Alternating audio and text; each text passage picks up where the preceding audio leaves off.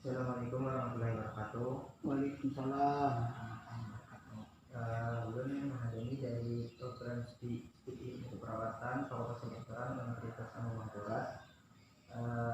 Ada tujuan ulun ini memberikan pendidikan kesehatan esensial pada kelompok lansia.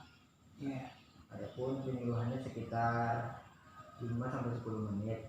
Apakah yang bersedia?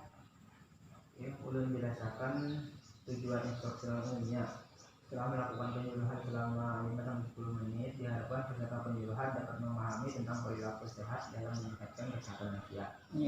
Terus tujuan instruksional khususnya, setelah melakukan penyuluhan selama 5-10 menit, diharapkan peserta dapat memahami pengertian lansia, mengetahui dan memahami tentang risiko pada usia lanjut, mengetahui dan memahami tentang perilaku sehat. Oke, ulun lanjutkan. Perilaku sehat dalam meningkatkan kesehatan lansia. Lansia merupakan suatu kejadian yang pasti akan dialami oleh semua orang yang dikaruniai usia panjang. Terjadinya tidak biasa dihindari oleh siapapun. Pada usia lanjut akan terjadi berbagai kemunduran pada organ tubuh. Namun pada usia lanjut tidak perlu berkecil hati. Harus selalu optimis, ceria, dan berusaha agar selalu tetap berperilaku sehat di usia lanjut. Penuaan merupakan proses alami yang terjadi setiap manusia. Proses penuaan menyebabkan terjadinya perubahan fisik, mental, sosial, dan kesehatan. Proses penuaan tersebut menyebabkan lansia sulit untuk melakukan aktivitas daily life atau ADL secara mandiri dan menjadi tergantung pada orang lain. Banyak lansia yang sulit beradaptasi dengan proses penuaan, merasa sendirian, frustasi, depresi, dan kehilangan kepercayaan diri sehingga mempengaruhi kualitas hidup mereka. Lanjut usia. Lansia adalah seseorang yang telah mencapai usia lebih dari 60 tahun. Penggolongan lansia menurut Detkes dibagi menjadi 3 kelompok, yakni kelompok lansia dini 55-63 tahun, kelompok lansia 65 tahun ke atas, dan lansia risiko tinggi lebih dari 70 tahun. Kemudian berapa tahun? 63 berarti kelompok lansia dini.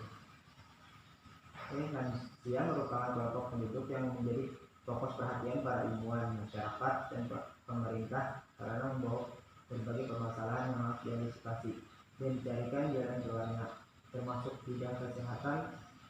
Pada lansia beberapa fungsi organ sudah menurun sehingga terdapat beberapa peningkatan penyakit, salah satunya peningkatan kadar kolesterol. Proses penuaan akan berdampak pada berbagai aspek kehidupan, baik sosial, ekonomi, maupun kesehatan. Ditinjau dari aspek kesehatan, dengan semakin bertambahnya usia maka lansia lebih rentan terhadap berbagai keluhan fisik karena faktor alamiah maupun karena faktor penyakit.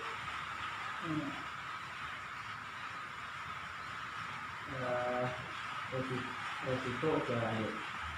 Berbagai besar kelompok usia lanjut mempunyai risiko mengalami gangguan pola tidur sebagai akibat pensiun, perubahan lingkungan sosial, penggunaan obat-obatan yang meningkat, penyakit dan perubahan irama perkembangan. Dampak akibat kurang tidur.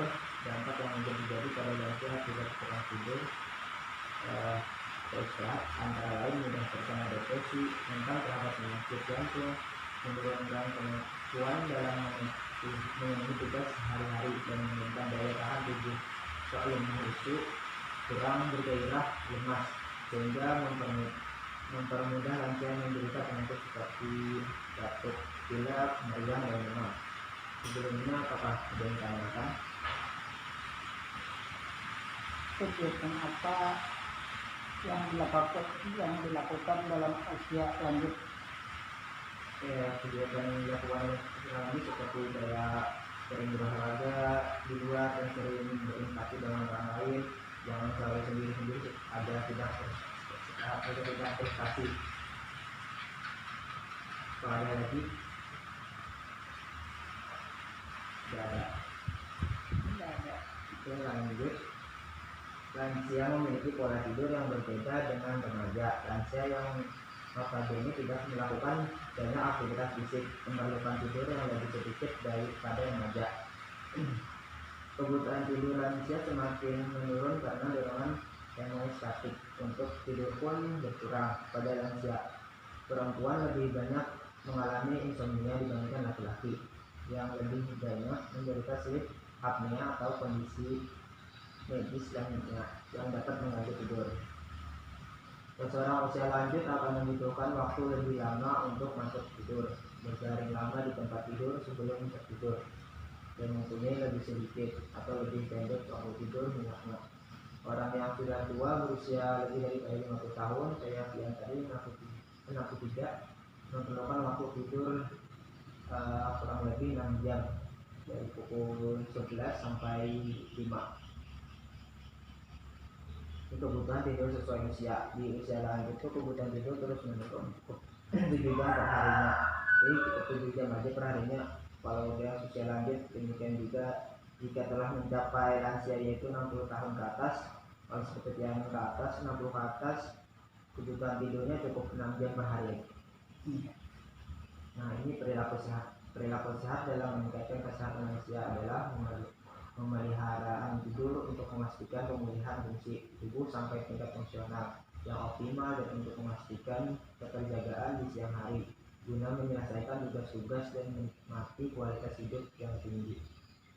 Oke, itu saja. Selanjutnya udah akan memberikan pertanyaan gantian. Iya. Bisa cara pertanyaannya langsung pertanyaan.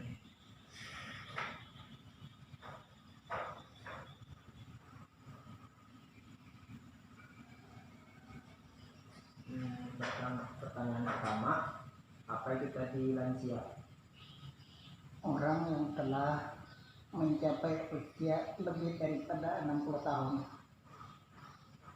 Ya, terus apa tadi perilaku sehat? Pemeliharaan tidur untuk memastikan pemilihan fungsi tubuh sampai tingkat fungsional yang optimal dan untuk memastikan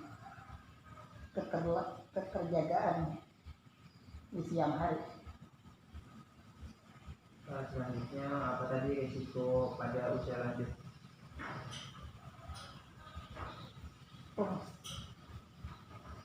Penggunaan pola tidur, perubahan lingkungan sehat. Baik, ada tadi sudah dijawab beberapa pertanyaan, tapi ada jawaban yang kurang tepat tadi, masih ada yang kayak perubahan pola tidur, masih ada salah-salah. Itu aja. Ini ada tiga kesentian yang sudah dijawab ini ya seadanya. Itu aja untuk terima kasih atas partisipasinya. Wassalamualaikum warahmatullahi wabarakatuh. Waalaikumsalam warahmatullahi wabarakatuh.